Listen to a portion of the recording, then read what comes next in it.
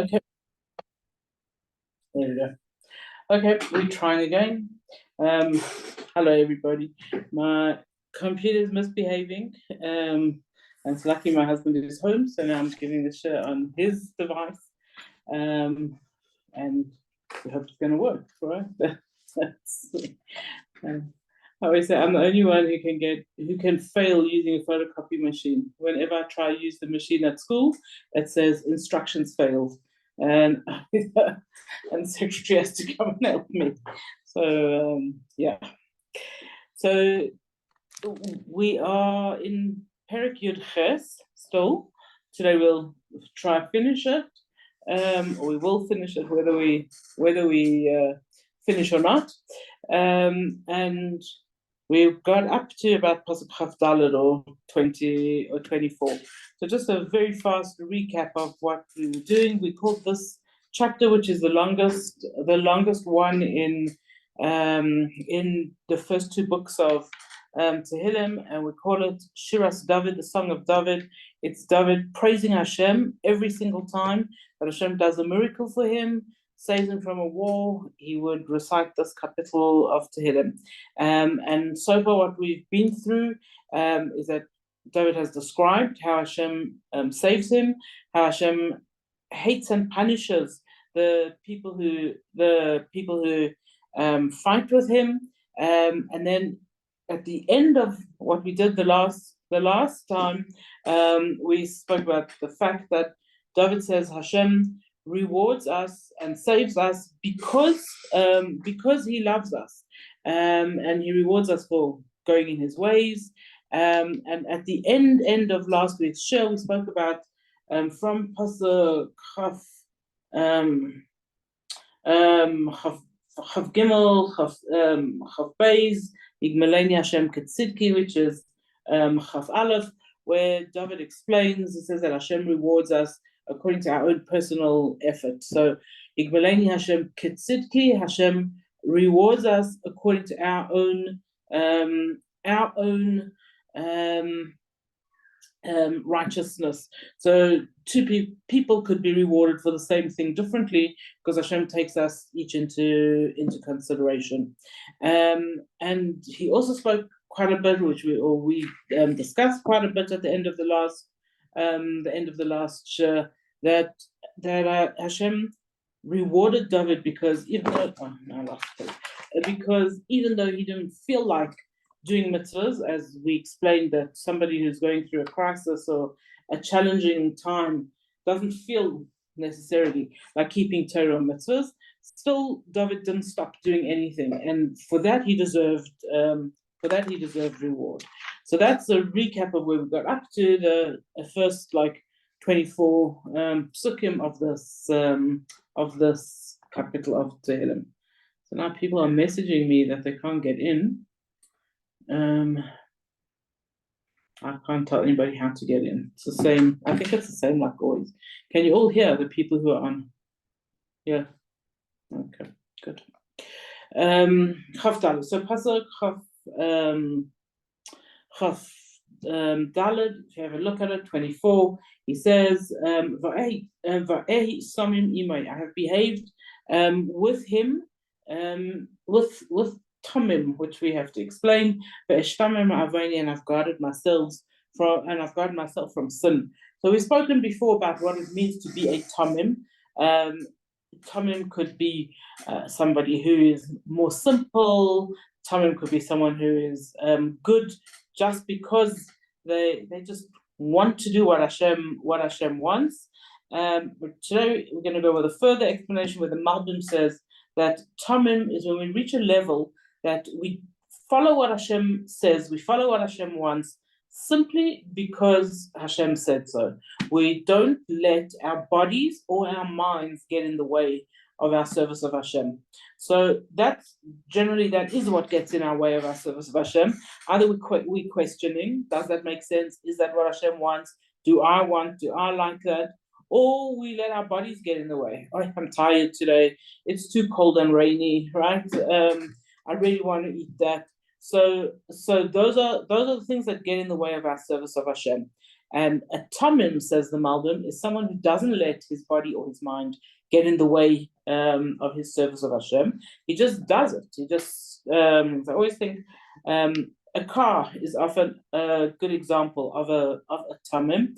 I'm sure I've told you this before, but soon after Batzalel got his license and he had use of one of my father's old cars, and he started driving himself to school. I used to take him every morning to school on the way to the girls' school.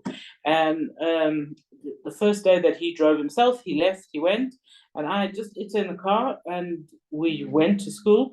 And all of a sudden we were there in the boys' school parking lot, and we both looked at each other like, why are we here? Okay, so clearly the car is a tamim, just does what it's used to doing, right? It went to the boys' school, and it doesn't think for itself that, look, hey, Batzalel's not with you. And that's how we're supposed to serve Hashem, without questioning, just going and doing and plodding on and doing what we need to. David uses the expression, he says, and I guarded myself from sins. But immediately a lot of the commentaries ask, what is this concept of avoni, which we've translated as guarding myself from sin, but actually, if we wanted to read it literally, avoni is my sins. So what does it mean, I've guarded myself from my sins? And Rav Shamshon Raphael Hirsch explains, he says, we all have our own sins. There are no two people who have the same sins. We all have certain things that are more difficult for us. It's more difficult for me than for you. It's more difficult for my neighbor than for somebody else. And so, whereas some people, they have no trouble with that, I might have trouble with that, right? So we actually have to identify our own sins and figure out what is the sin that gets me. What are the things that I find more difficult? And that's what we need to guard ourselves from. And this is what David HaMelech says. He says, I guard myself from my own sins. Those are the things that are my temptations. Those are the things that are my difficulties. Those are the things that I struggle to do or to not do. And David HaMelech says, that's what gets us good reward. The fact that we are identifying what our issues are, our troubles, our struggles, and we guard ourselves from those kind of troubles. And what does Hashem do for us? Says David HaMelech. Vayashev Hashem li ketzidki. Hashem rewarded me according to my goodness. Kvar yadai leneged einav. And he saw that my hands were pure. So Vayashev Hashem. So just understanding this pasuk in pshat, in simple form. Hashem rewarded me. I tried my best. I did mitzvahs as best as I could. I refrained from averos as much as I could. And now Hashem rewards me for doing all of that. But there has to be something a little bit deeper than what David is saying, especially that he uses this expression, kitzid ki, like my righteousness, which we already used a few psukim before. And last time we discussed it in depth, and we hinted at, we alluded today when we recapped, that Hashem rewards each one of us according to who I am and my struggles and my everything. So why again is David HaMelech using this expression, Hashem rewards me, ketzidki? And I found a beautiful explanation in Rav Shamshon Raphael Hirsch's explanation of Tehillim. He says, k is like, or as if. What is David HaMelech saying over here when he says, Hashem rewarded me, ketzidki, as if it was my righteousness? So really, the reason I'm good is because Hashem made me good. And the reason I have good midas is because Hashem helped me, gave me those good midas. Maybe it's not, it's not because I'm great. It's not because I'm wonderful. Hashem helped me. He gave me these particular midas. He put me in this particular circumstance. He helped me when I struggled. Hashem did all of that. And then he rewarded me, ketzidki, as if I was the great one. Imagine this, David HaMelech saying, as if I was the great one. It says that's what all of us are supposed to be saying when we do something good. The reason I managed to do that good is because Hashem helped me. Hashem gave me the strength and the ability and the brains and whatever else he gave me in order to be able to do that. And then he went on and he rewarded me. The second part of that pasuk, Kvar yadai leneged einav, he saw that my hands were pure, and the Mefarshim explained what is this concept of leneged einav, opposite his eyes, right? Hashem is looking, and he's seeing us do good. That would be in Pshat, literally, leneged einav, opposite his eyes, and explains the various Mefarshim that when it comes to the good that we do, not everybody has to know about it. As long as it is leneged einav, opposite Hashem's eyes, as long as He knows about it, we don't have to have a plaque. We don't have to have a big honorary "you are great" party. That's good for the fundraisers. Have to do that to encourage other people to give more tzedakah or do more things for them. But the good that we do, it only has to be leneged einav. Hashem has to know about it. Doesn't matter if other people don't. And a slightly deeper explanation than this, the Zohar says that kvar yadai, everybody's sins and merits are etched into the lines of our hands, which I find so interesting because in the Goyish world, the secular world, there are people who read your fortune or tell your fortune from the lines in your hands, and we always think like, is this true? Is it real? And comes along the Zohar and says this is true and real. Okay, it doesn't tell us how to read the signs though, but he says David HaMelech is alluding to it here in Tehillim, Kvar yadai, that our hands have everything written in them, the good and the bad that we've done. Continues and says, Im chassid tis chasad, if you're a chassid, then Hashem acts with you tis chasad, like with this midah of chassidus. Im gevar tamim titamam, if you're a tamim, if you're a tamim, then Hashem acts with you like a tamim. Im navar tis barar, if you have faith, Hashem will act with you with that kind of faith.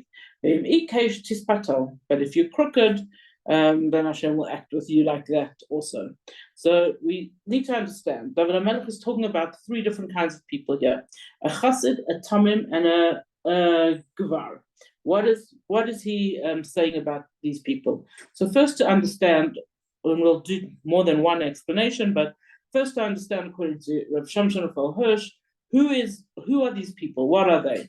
So he says a chassid is someone who has selfless devotion to Hashem. Remember, it's not talking about like Chabad, Litvish, or whatever. It's talking about a chassid according to the Torah. So a chassid is someone who has absolute devotion to Hashem, and the reason he does whatever he does is just because he wants there to be good in the world. Then there are some people who we call a tamim. He's not as great as the chassid, but he's completely nullifies himself, even his own personality. He just wants to be there for Hashem. And then we have the gevar, the one who is on his journey. He's busy perfecting himself. He's trying his best to grow and come close to Hashem. So says Rav Shamshon Raphael Hirsch. What is David HaMelech saying? He says, if you're a chassid, then Hashem will lavish chesed on you. He'll give you as much kindness as you need.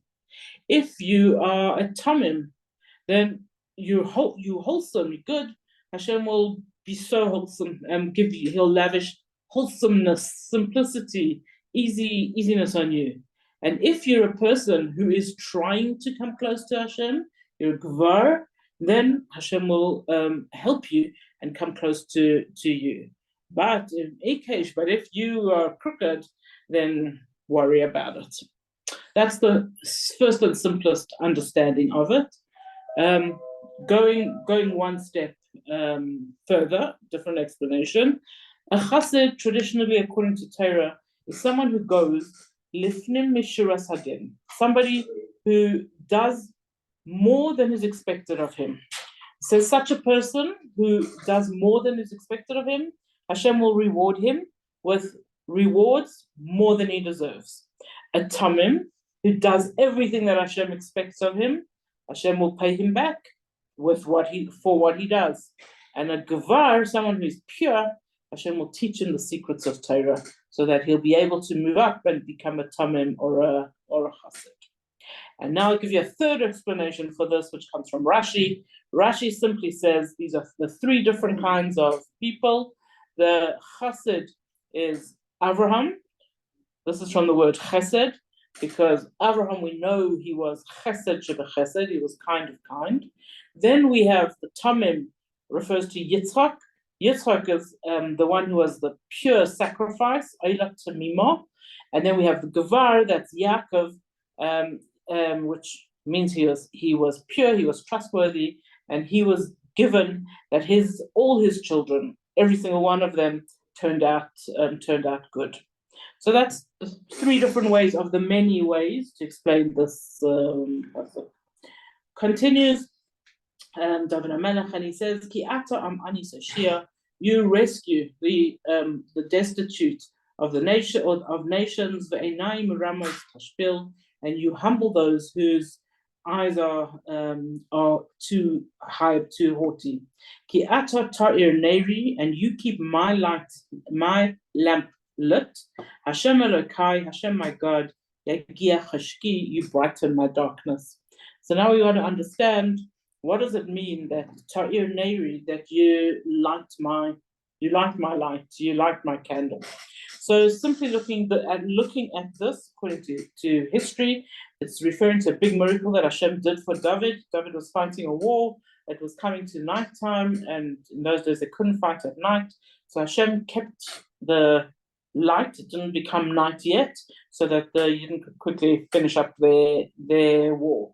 So that Ta'ir Neri, you lit my light, very physically shut. Then a second explanation for this concept of Ta'ir Neri, you light my lamp. So anyone who does Haftarah, I think there's only one person here who does Haftarah, and in the brachas for the Haftarah, one of the things we say is that about David HaMelech, that David HaMelech's family, his light, his lamp, will never go out, which is alluding to the promise that the Navi gave to David HaMelech, that his descendants would be forever, right? They would always be his descendants, and that eventually Mashiach would come from him. And even when Atalia tried to wipe out the house of David, and she did a really good job, she managed to get most of them, still Hashem made sure that there was one saved, and David's descendants continued and will continue for always. So that's from a very physical, if we could call it that, a very physical explanation of Ta'ir Neri, to keep that. When David says, you keep my candle lit, or you bring light through my candle.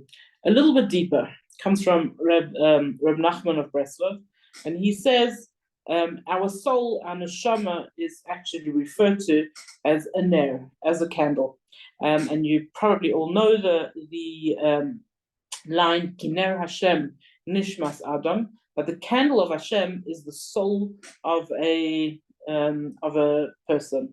So what does it mean then? Ta'ir Neiri, you light my soul, says Reb Nachman of Breslov. He says the world around us and the physicality of the world around us actually covers up our souls. So we all know that we are a soul and a body, but our souls are not obvious out there. And most of the time, our souls are covered up by body, by food, by houses, by cars, by holidays, right? We hiding the soul, the spiritual side of ourselves. When a person makes an effort to connect with Hashem, to connect to some level of spirituality, to some level of ruchnias, then what happens, says David HaMelech, Ta'ir Neiri, our soul, which is hidden, actually shines through. And there are many times where we can see someone and we actually feel like we can see their spirituality. We can see something bigger than them, than the human that's in front of us. Ta'ir Neiri, sometimes we can even see our own soul shining through the physicality of it. And this is what David HaMelech says. He says, Hashem, it's you. It's when I connect with you that my soul shines out. Metzudas David says that when it talks about a Ta'ir Neri, shining my soul, my lamp. So Metzudas says that David HaMelech's shield that he went out to war with was engraved with the menorah, the menorah on it. And when David would hold his shield out with the menorah shining, this would help him to be victorious over his enemies. The Medrash continues with this idea of the Metzudas and says that when Hashem told the Jews to light the menorah, they asked Hashem why. Hashem, why should we light menorah? You, Hashem, you bring all the light into the world that there needs to be. There's nothing we could do to bring more light into the world. So what's the purpose of us lighting the menorah? And Hashem says, you need to light a menorah. Not that I need your light, but you need to light the menorah because you have to connect to the light in the world. And people around you have to see the light that you bring into the world.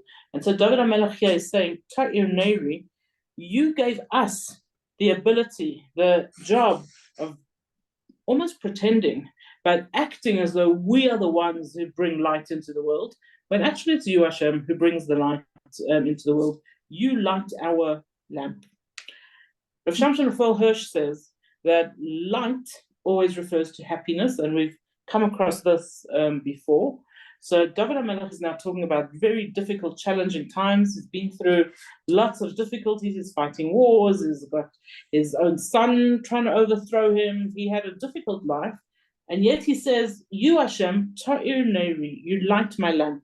And Rabbi Shamshon Raphael Hirsch says that even in the greatest darkness, a person is supposed to look for the little flicker of light that Hashem provides in this darkness, in this challenge, and recognize it and see it and notice it.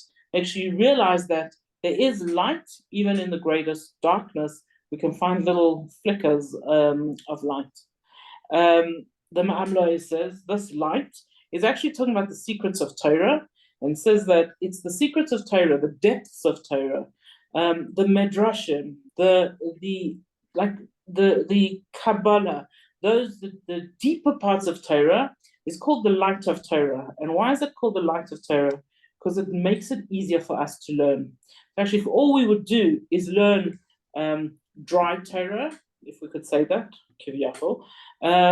we would probably all walk away from it. What? Okay, I should be a Torah observant Jew and just learn the laws of how to do this and how to do that. And I remember my brother telling me once, he says, imagine if the only thing we learned was what to do if your bull makes a hole in my garden, and if who has to pay back, and it wouldn't tickle our brains, right? We wouldn't be so interested. But what makes us interested in study of Torah is the secrets, so to speak.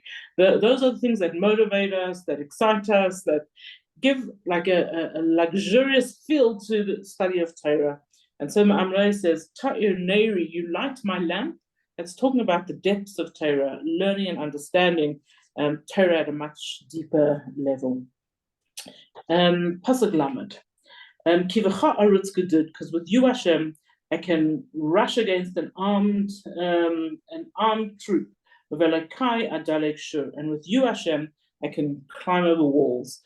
So just in Pshat, to understand that when we have help from Hashem, we can do anything. And this is both physically and spiritually. So we can face challenges, again, Ruchnias challenges and Gashmias challenges. And you can all think of a time where you've done something that you normally couldn't do, but you were being challenged and you did it. So I just think once my daughter got her finger caught in the swimming pool gate, and I just looked at it and nothing, I didn't think twice. I just pulled apart the two pieces of metal. And I was like, how? Okay, how on earth did I do that? Obviously Hashem was helping me to pull apart two pieces of metal. I think we call it adrenaline. that is our word for it. It's actually Hashem helping us. One of my friends told me that she saw her little boy on a jungle gym, and as he tipped the jungle gym over onto him, and she was standing there, and without thinking, she picked up the jungle gym, and then she said afterwards, like, "What? Okay, how did I pick up the jungle gym?" So this is what we say, that when Hashem helps us, we can do things that physically we could not possibly have done without Hashem helping us at that point. So if we could do that physically, how much more so we could do that spiritually. So there are some times where we think we cannot do this mitzvah. We cannot do that at all. It's impossible. I'm not there yet. I haven't got that yet. But if we want to push ourselves, we can do that. Just like we can pull apart the metal, we can do a mitzvah or something that just feels so hard and so out of our reach, and in normal logical thinking, we can't do, impossible, but Hashem gives us the strength to do this. Says David HaMelech, he could even jump over walls. Why does he choose this metaphor of jumping over the walls? So in history, there's a real story. When David came to fight the Yevusi people, he wanted to be the first person on the battlefield. But Yoav, his unloyal general, wanted to be the first person on the battlefield. And I don't know exactly how he tricked, but he got himself catapulted onto the battlefield, and he was about seconds away from being the first person on the battlefield. And Hashem made a miracle for him, for David, that the wall just lowered down, and David HaMelech just walked onto the battlefield and got there first. So David is saying, if you want to help me, Hashem, you can take big walls and you can lower them. You can do whatever you want. Pasuk Lamed Aleph. Akel Tamim Darkei. Hashem's way is perfect. Imras Hashem Tzerufa. The word of Hashem is clear. Magen Hu L'chol Chesim Bo is a shield for all those who shelter in him. So again, take a look at the greatness of David HaMelech. He's gone through real crises. He's gone through real challenges, and that's when he sings the song. And what does he say in the song? Tamim Darkei. Hashem, your way is perfect. Like, there are many of us who have gone through challenges, and at the end of it, we say, okay, we don't understand, we can't really accept, but if this is what Hashem does, we give ourselves all these things. But to turn around and to say, Hashem, Tamim Darkei, your way is perfect, this is huge. Okay, you mostly likely have to be a David HaMelech to be able to say that and really mean it. But this is what David HaMelech is saying. He says, "Akel Tamim Darkei, Hashem, your way is perfect." What does he say there? Imras Hashem Tzerufa. The word of Hashem is clear, and so that the commentaries, what David HaMelech was saying. He uses the word tzrufa to mean clear, because tzrufa is the thing that's done to metals. When they want to purify the metal, they heat it, and then the metal becomes pure through that. And so he uses this to explain how he feels after a challenge. He says, it wasn't a challenge to harm me. It wasn't a challenge as a punishment. It wasn't a crisis just to be difficult, but it was tzrufa. It actually made me into a better person. Again, this is a David HaMelech Madrega. Sometimes we can do it in little bits, but this is the greatness of David HaMelech, that he could look at any difficulty, anything that he went through, and say at the end, I became a better person as a result of this. And then a third understanding of this pasuk, Imras Hashem Tzrufa. So the commentaries explain to us that Imras Hashem, the words of Hashem, is actually the commandment to do mitzvahs. So Imras Hashem, the commandment of Hashem that we must do a mitzvah. Tzrufa is to refine us. When we do a mitzvah, it's not because Hashem needs it. Hashem doesn't need us to make brachas. He doesn't need us to eat kosher. He doesn't need us to keep Shabbos. He doesn't need any of that from us. Why does he give us mitzvahs? So that we become better people. I was trying to explain this to my daughter the other day. She has quite a few bosses. You know, when you work in a school, everybody thinks you're their boss. And not all of them are nice. Okay, so she told me she doesn't want to help the one lady. She's not her boss, and she's not nice to her. And then I saw a meme, which I think is perfect for this. do nice things for other people, not because they are nice, but because you are nice. And I think that's so strong. It's what David HaMelech is saying over here. When we do nice things, when we do mitzvahs, it makes us into nicer people. It doesn't matter about the other people around us who deserve us to be doing nice things or not, or not. And I'm sure I've told you this many times, but I once saw a beggar who I didn't think deserved to be begging. And my father was about to give her money. And I said, no, don't give her money.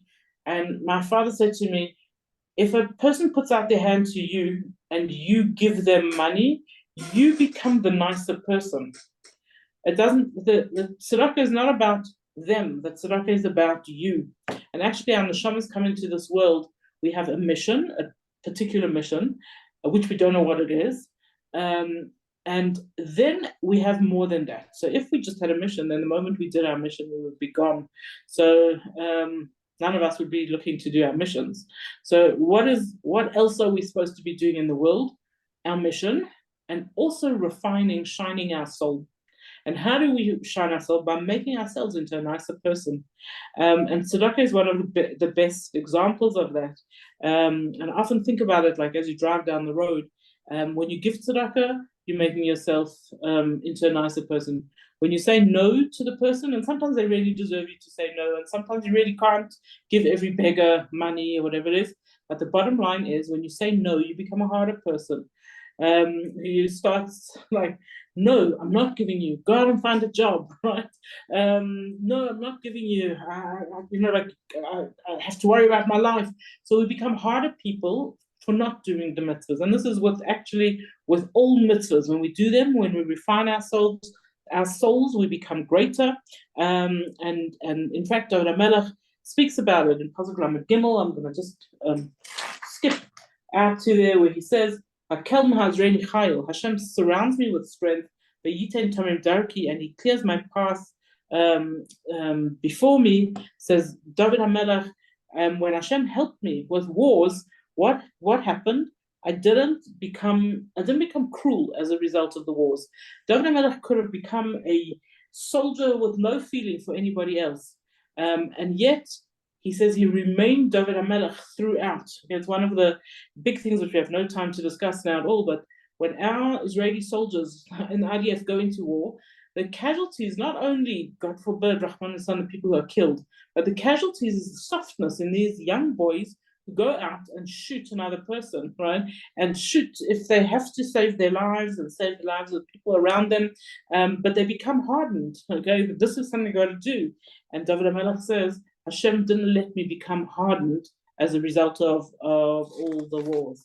I'm actually going to skip all the way to the end now so that we finish for the next minute or so. And the pasuk just before the end, so all these psukim that we are skipping is David HaMelech describing how Hashem helps him through the various wars and things Hashem did for him. And finally in pasuk Nun, he says, Al kain oidcha v'goyim Hashem, Hashem, I will thank you in front of all the nations, and your name I will praise. Such an important pasuk. David keeps on reminding us of this over and over and over again, that we mustn't forget to say thank you. Hashem has helped us, and then we must say thank you. And where should we say thank you? He says over here, everybody, all nations will see me saying thank you to you, because that's what we have to do. And we spoke about that quite a bit at the beginning, that we have an obligation to say thank you, both for public miracles and for private miracles. And finally, this capital ends with a pasuk you know well, Magdil Yeshuas Malkai. He brings great deliverance to his king, and he shows chesed to his anointed ones, David to David and to his children forever. And you know that we said right at the beginning that this parak and the parak in Shmuel are very, very similar, very few differences. But one of the differences is that here in this parak it says Magdil, he makes us great. And in Shmuel Beis it says Migdal, right? And you also know those differences because on the weekdays when we bench, we say Magdil, and on Shabbos when we bench, we say Migdal. So Magdil, he makes us great. In other words, we're in the process of being made great. Little by little, Hashem is making us great. And this actually goes with the opinion that Mashiach will come little by little. We'll start seeing bits of goodness in the world until finally we see Mashiach. So that Magdil is like he is making us great. Migdal, which means he is a tower, right? Migdal is a tower. And what we're saying there, Migdal Yeshua's Malkei, Hashem is our tower. And when will it be obvious to us that Hashem is our tower? When Mashiach comes, and then everyone will know, right, that Hashem is our tower. On Shabbos and Yom Tov, we get a little bit of taste of Mashiach time. And that's why on Shabbos and Yom Tov we say Migdal. We can see godliness if we really want to. And Vayoseh Chesed, this says David HaMelech, all these great things that you do for us, the little ones and the big things, is not because I deserve it, but Vayoseh Chesed Limshichai. Hashem, you're doing kindness to us. And this is what we ask from Hashem, that should carry on doing kindness for us. Limshichai to David HaMelech's descendants forever. And just to finally finish off with interesting trivia fact, if you want, so that this pasuk begins with a mem and ends with a mem, both are 40, right? Mem is gematria 40, which alludes to the 40 years that David HaMelech was the king and was saved over and over again, and said this kapitel of Tehillim. And that is where we are going up to today. Thank you, Rick. No, yeah, good. Thank you. Thank you, Ruthie. Have a good Shabbos, everybody. Yes, you too, and a good long weekend, even though you'll probably be working crazily in your house. Oh, I'm so happy that I don't have to get up early tomorrow. I hope you all sleep late also. Not tomorrow, not on Monday. What a gift. So, yeah, absolutely. Thank you, Ruthie. Take care. Bye. Bye. Bye. Happy birthday, Mazel Tov, and good Shabbos. yeah. Thank you. Good Shabbos.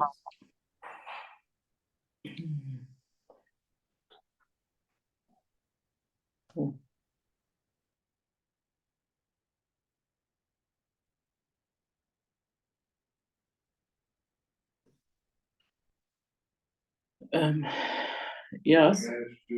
No. Neither of them. I don't know where I am now. This shouldn't work. Meeting call.